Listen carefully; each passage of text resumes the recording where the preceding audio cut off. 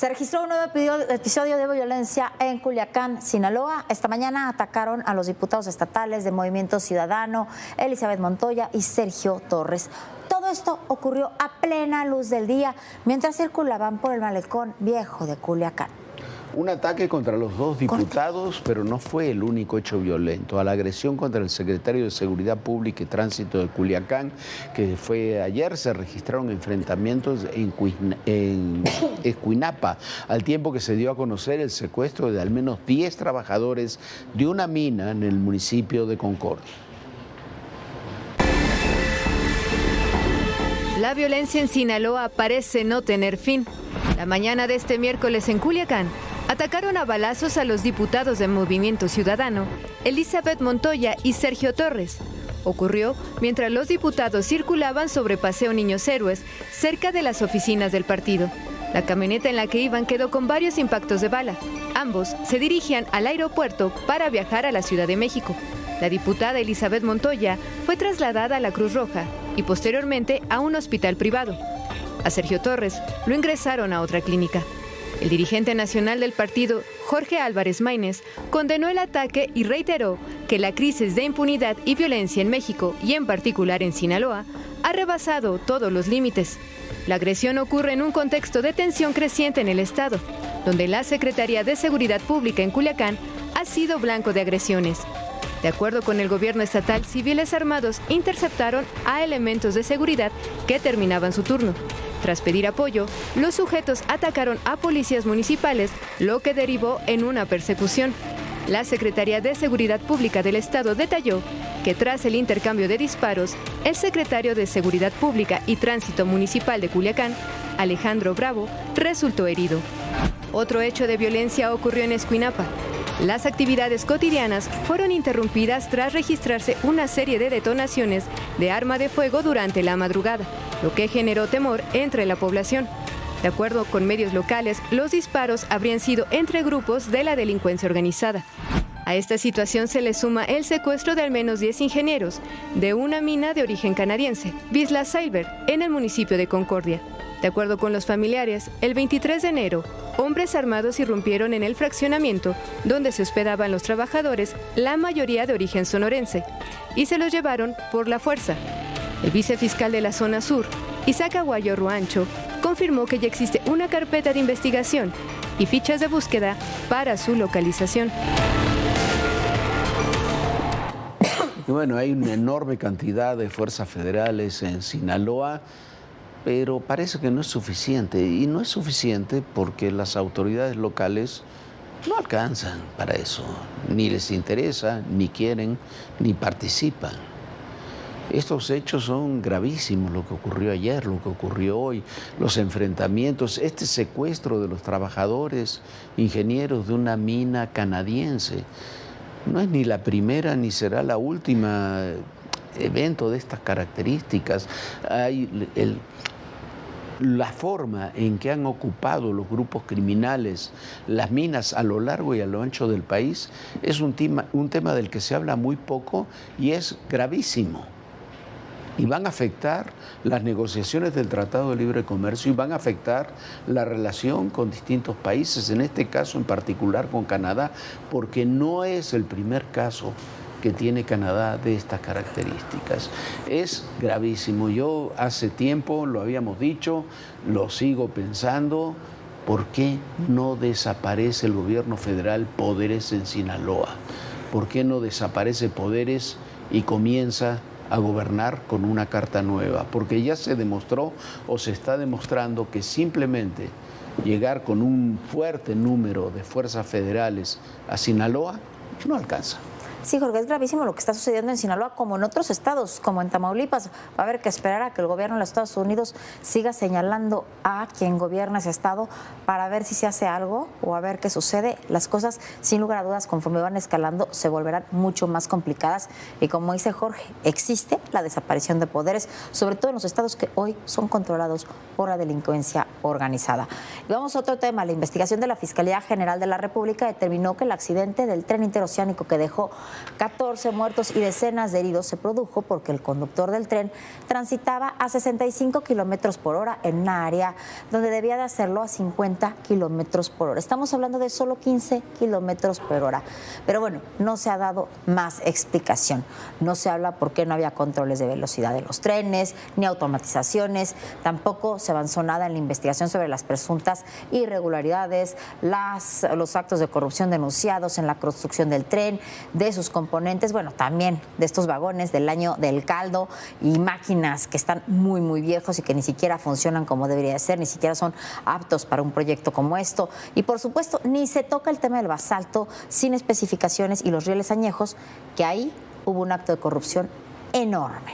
Sí, hoy la presidenta Sheinbaum dijo en la mañanera que no se reanudará, y dijo bien, no se reanudará el servicio de pasajeros hasta que se hayan implementado las recomendaciones que les hagan llegar las agencias internacionales y se obtengan las correspondientes certificaciones internacionales. Insisto, está muy bien, pero eso significa que esta obra se realizó y se echó a andar sin atender las recomendaciones o sin escuchar las recomendaciones de las agencias internacionales y sin contar con las certificaciones internacionales imprescindibles que ahora sí se pedirán, ahora sí se van a obtener.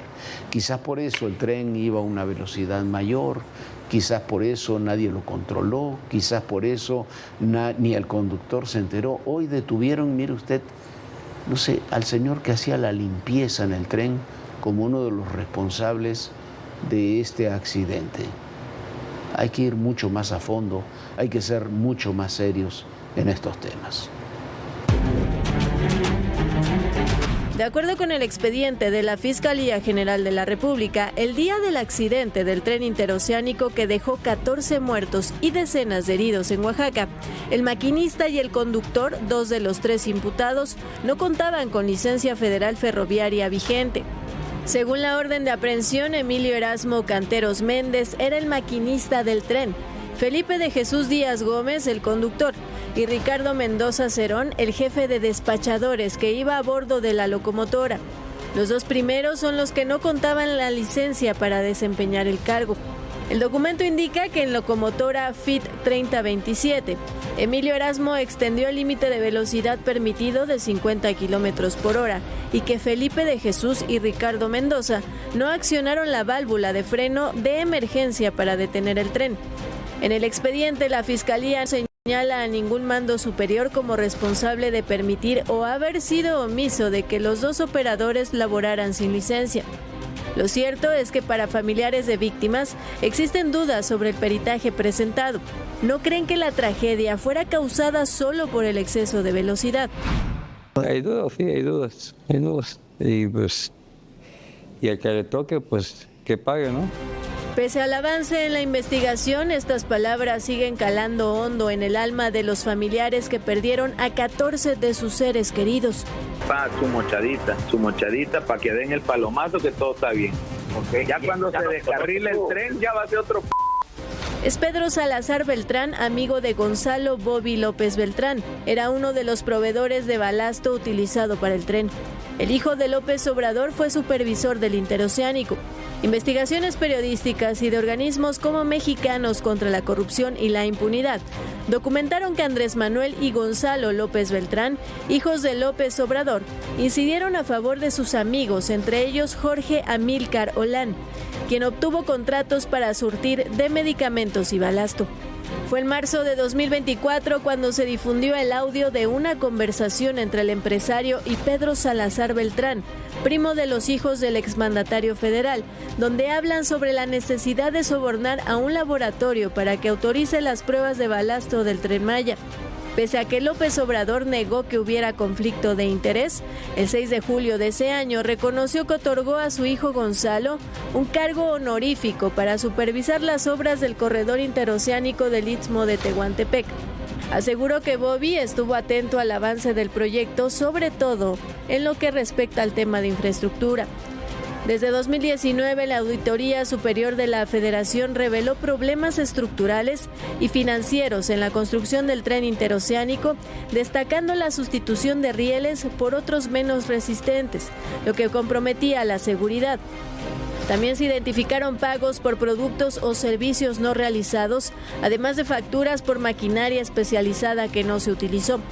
La auditoría también reportó mala planeación y supervisión en la ejecución de la obra, lo que generaba preocupación sobre la integridad estructural del tren.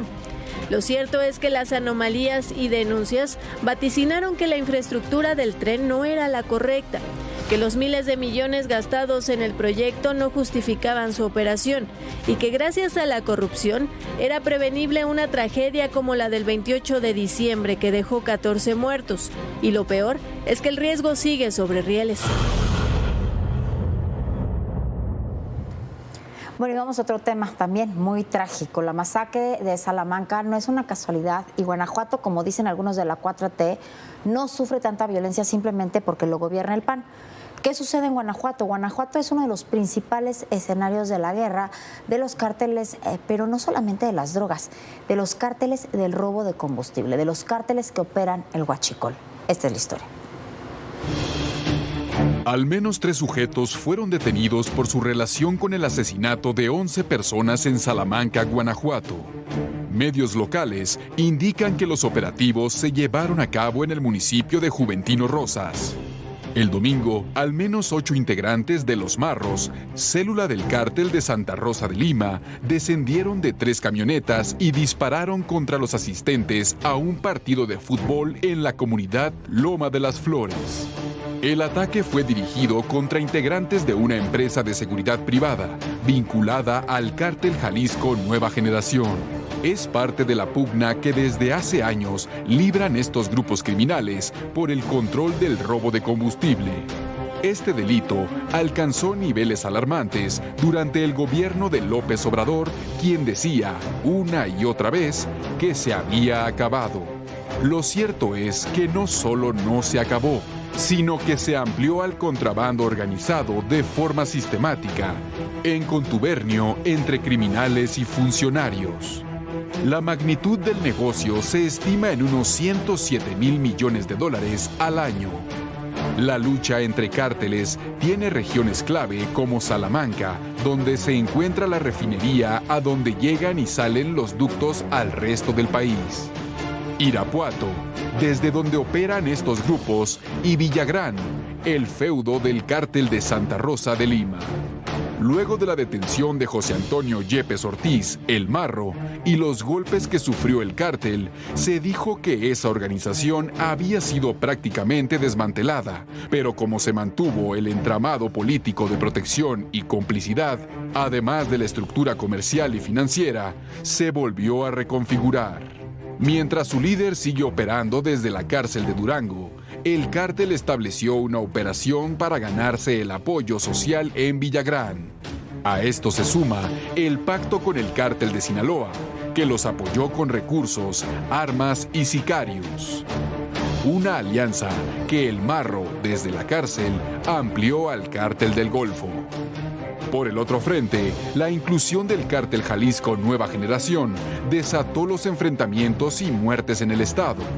La base social la reemplazó con armas y violencia, incluso con la llegada de sicarios de otras entidades, sobre todo Jalisco y Zacatecas. Los recientes hechos violentos revelan que el negocio del robo de combustible y contrabando sigue vivo y generando ingresos millonarios. Agencias de Estados Unidos señalan al cártel Jalisco Nueva Generación como el responsable del 85% del combustible robado, que después de todo un entramado criminal, en contubernio con autoridades, cruza la frontera y llega a centros de almacenamiento en Texas, donde se clasifica el crudo como aceite usado u otros residuos, lo que permite evadir regulaciones fiscales y ambientales. Desde esas empresas se vende a precio reducido a refinerías, distribuidores o corredores internacionales. Y según las investigaciones del Departamento del Tesoro, llega a mercados globales vendiéndose a India, China, Japón y regiones de África. Para ADN Noticias, Fuerza Informativa Azteca. Bueno, este es un tema que trasciende mucho más los conflictos locales, como hay en otros estados. Este es un negocio multimillonario y un negocio que continúa. Sí, se han dado golpes, algunos de esos golpes serios contra quienes trafican, roban combustible y quienes trafican combustible y quienes hacen este llamado huachicol fiscal. Pero en Guanajuato hay que concentrarnos en el tema central. Y hay 3 puntos centrales en Guanajuato, 3 municipios que son los que concentran esto. Mire usted, está el municipio de Villagrán, Salamanca e Irapuato. Villagrán es el lugar donde surgió el cártel de Santa Rosa de Lima y donde surgió toda esta estructura que roba combustible a partir de la refinería que existe en Salamanca. Eso comenzó a ocurrir durante el gobierno de Peña Nieto, pero se destapó y creció muchísimo más durante el gobierno de López Obrador. Ahí está Salamanca, el otro es Irapuato, es la principal ciudad de la zona. De ahí es donde se opera todo esto. Ahí es el enfrentamiento. En Irapuato ha penetrado el cártel Jalisco en forma muy importante. En Salamanca es donde está la refinería. Es imposible comprender toda esta estructura criminal sin complicidades dentro y fuera de Pemex. ¿Por qué? Porque hay que saber dónde van los ductos, qué es lo que se está bombeando, cómo se está bombeando. Hay que saber cómo se está operando. El Marro, que era el líder del cártel de Santa Rosa de Lima, está detenido desde el año 2020. Como decíamos en el reportaje, aquí le dijimos que el cártel probablemente quedaba desmantelado en ese momento con la detención del Marro, de sus principales lugartenientes. Pero ¿qué sucedió? Que se regeneró ese cártel.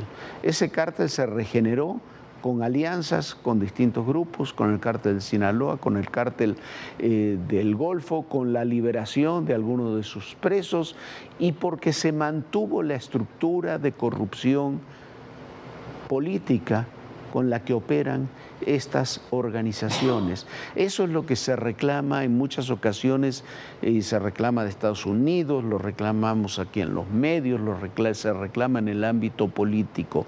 Mientras las estructuras políticas de protección y de corrupción que protegen a estos grupos criminales no se desmantelen, por más golpes que se den, los grupos se van regenerando.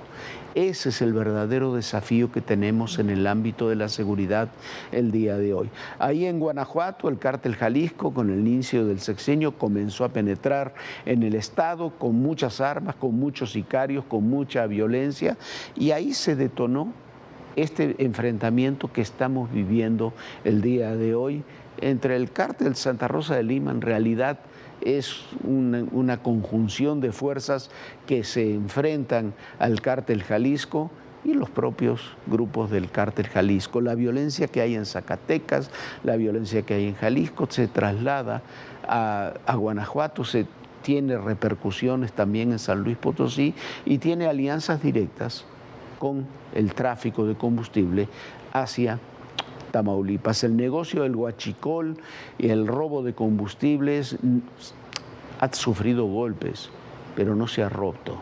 El mercado nacional, porque este es un entramado mucho más grande en el que participan, sí, delincuentes, pero también participan políticos, pero también participan empresarios.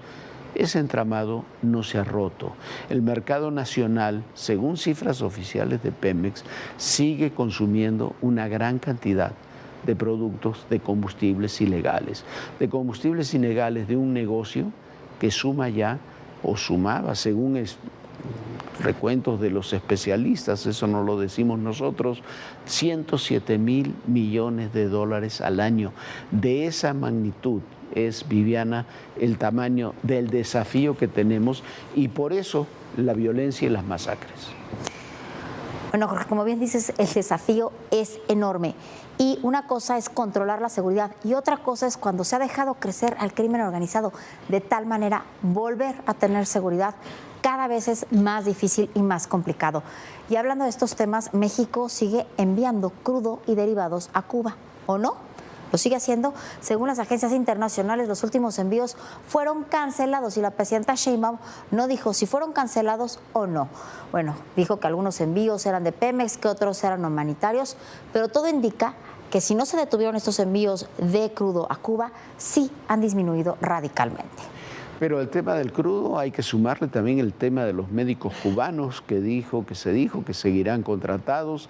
El presidente Trump, por su parte, dijo ayer que muy pronto caerá, lo dijo con otras palabras, el régimen cubano, al tiempo que Marco Rubio insistió en que si la mandataria venezolana Delcy Rodríguez no cumple sus compromisos, se usará la fuerza militar en contra del régimen de Venezuela. Todo esto parecen temas, lo del petróleo de México a Cuba, lo de los médicos cubanos, lo de Delcy Rodríguez, lo que dice Trump sobre el régimen cubano, parecen notas separadas y parecen temas que están, cada uno tiene su andarivel. No es así. Todo esto está relacionado y está relacionado con algo que hemos insistido mucho en este espacio, el cambio geopolítico del hemisferio y del mundo.